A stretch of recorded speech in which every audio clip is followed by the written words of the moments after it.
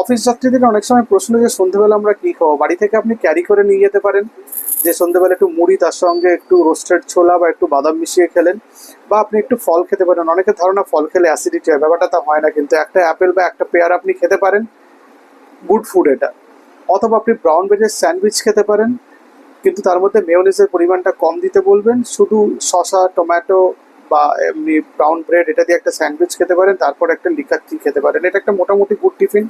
এবার প্রত্যেক দিন টেস্ট চেঞ্জ করার জন্য সে আপনি মাসে 2 দিন নুডলস খেলেন, বা একদিন একটু ভালো করে মশলা মুড়ি খেলেন মেখে, চানাচুর এটসেট্রা দিয়ে, সেটা মাসে 1-2 দিন করা যেতে পারে, কিন্তু রেগুলার খাবারের মধ্যে এটা থাকাটা ঠিক হবে না।